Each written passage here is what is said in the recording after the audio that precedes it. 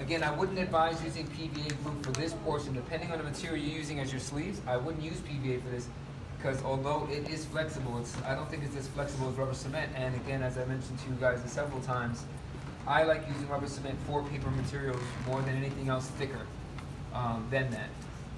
I think PVA glue is better used for thicker materials, other materials besides paper all the time.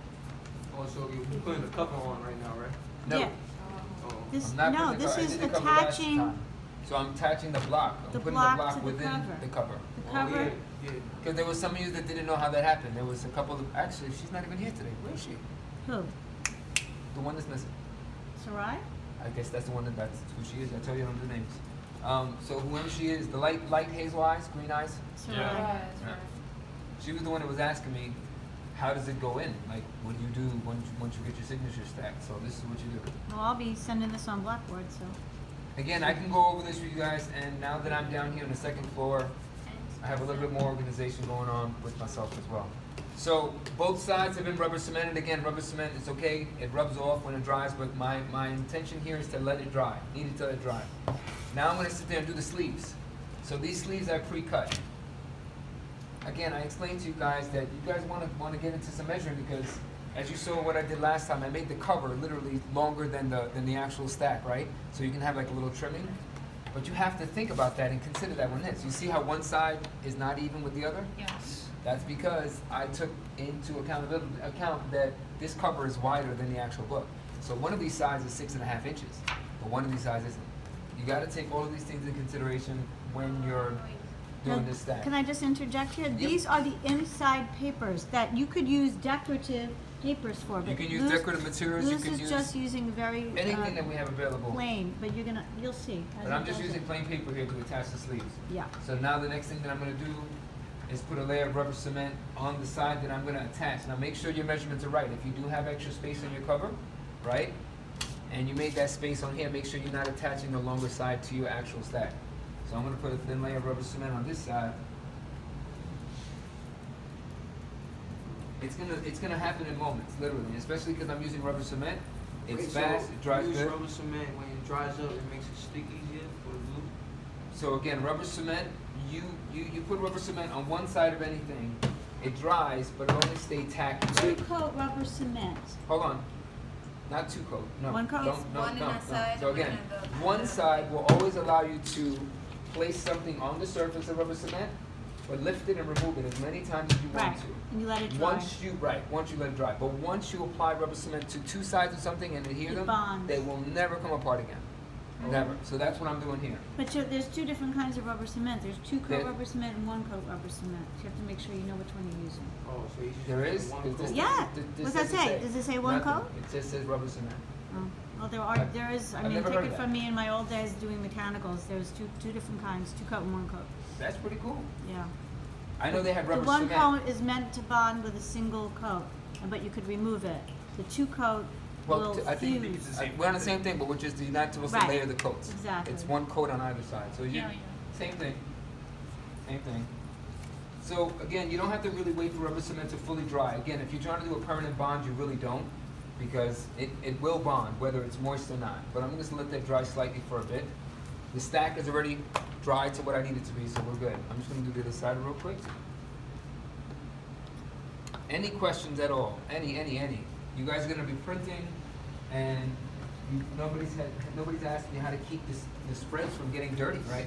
You guys are gonna be in very immaculate conditions when you finish working on your final. The spreads are gonna stay nice and bright white. Yeah. Because if you don't know how to do that, I can tell you how to clean up your environment. It's not just cleaning up your environment. There are gloves that you can buy for a 99-cent store, white material gloves, like costume gloves. I don't know if you've ever seen them, but from 99-cent store, they sell them for like $1.79 or something. I would use those. That's what I use for my final project. When I was handling my stacks, when you're done, you don't want to dirty it. Because as soon as you get it dirty, you get something on it, a little spaghetti, a little syrup, whatever it is. It's gonna anger you.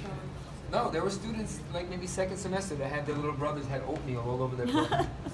It was a bit sad, kind of cute, but they learned their Not lesson. so cute on their final Not project. so cute on their final project, right? All right, so,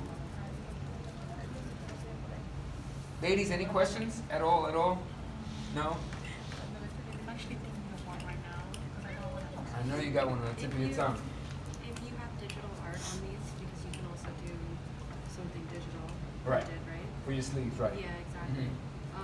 The rubber cement, should you be extra careful with the rubber cement getting on the other side and like messing up your Right, the you actual obviously don't thing? want to get glue where you don't want it, but those of you that are doing digital sleeves, you're going to have to remember one side and which side is going to be blank, right? If you're doing digital sleeves, you're going to want to do it two-sided, because on the other side of one part, you're going to have it blank so it can attach to your block. And remember, the first page in your book in InDesign should be blank, right? So I'm just going to put one side to the edge. Again, make sure that you know which side your spine is on. You don't want to do it the other way around. Remember, once it touches, you can't remove it. Once you start trying to wiggle it or move it around, you kind of get in trouble with that situation. So I've laid it down, and I'm just using a bone just to make sure it's on there. And it's on there. I mean, see? It's on there. Not magic. Well, kind of could be. But it's on there. There's another thing you can do. I didn't want to confuse you yet, but I want to tell you guys can actually put these within your actual InDesign document. If you're not doing a digital one and you just want a blank sleeve, you can just print it out with everything else. But get it back to the other side. Look, other side. Making sure you're still putting it on the right side of the spine. Short ends on the book. And again, when you're using rubber cement, when you lay it down, if you are not careful and you mislay it in this position, it will be permanent and it'll be done. You'll be finished. You'll be kind of in trouble. Just using a bone again to make sure that the surfaces are flush and I got good contact between both pieces. Huh? You get no bubbles. No bubbles, right. So right now, I'm doing good so far, right? Floating spine, this is where you're going. The thing is you guys are going to want to pay very close attention, again, to the moisture of the glue you're using. Whether you're using PVA or you're using rubber cement as I suggested, pay attention to it. Because the last thing you want to do is really go reckless on it as soon as you finish sticking it. So now I'm just going to put a layer of rubber cement. So here's your cover, right? Yes. Here's your stack Yes. with both sleeves attached, a little bit longer on either side to account for the longer cover. I'm just going to put 2 layers of rubber cement on either side of this, and we're going to be done. Again, ask me questions if you have any. Those of you that are actually not doing this particular binding, you actually don't have to watch this. And you could be doing anything else that you want to do, because this serves you no purpose, especially if you're stitching. If you're stitching. Andre. Right. He's a man. I didn't mean to waste your time. My fault, bro. Yeah, because he's stitching. He's not gluing anything. By special permission. By special permission. You guys don't want to sew a book together though, anyway, do you? I like doing it. It was fun. Japanese. Yeah, but he did the work to get that permission. Yeah. Japanese binding is He pretty didn't cool. just ask, he actually, he So won again, that I'm just right. putting a layer on here. I'm using thicker material, by the way, and you will be too. So we have to go over the different cover materials they're going to be printing on. So while this class and the professor is going to be providing you the final print paper for your book, you have to know. I am not, the Well, lab is. The lab is. You also have to, we have to tell you guys the poundage of paper that you're going to use for anybody that's doing a digital cover.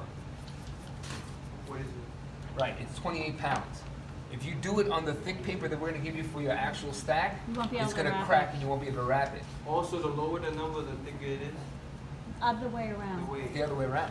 The lower the number, the Right, because thinner it is. when it comes to pounds and paper, it has Using nothing the to do heavy with the weight paper of for it. the Oh, right. It has to do inside with the pages thickness. and the light Right, paper. 90 pounds. So 80-pound cover would be cover like cardstock cover, but 80 pounds, like it's just the If you're measurement that they wrapping- use. I But the don't know why paper they- you're giving us is pretty thick, right? The It is, but you inside shouldn't paper use is that going for to your- be for your 80 actual pounds, wraparound am I cover if right? you're doing it. Say again? The 80 inside pounds, paper yep. is 80 pounds. 80 If pounds. you are doing a wrap cover, you cannot use 80-pound paper You can't, you have to use do thinner. a wrap. You have to use thinner. 28, you said? 20, Yeah, 28 pounds is what they have for the upstairs. cover. We're gonna give you all the Okay? information so you guys won't be lost in it. But Yeah. I'm about to finish this real quick. Anybody Smaller that's number, thinner the watching, paper, higher the number, ask if you need heavier the paper. any questions. It's not math, it's Where like you're at. And don't you have a question? greater than, less than. Mine is Yeah, I learned how to do it cuts stuff down in my mind. Yes. I'm listening. Do you have any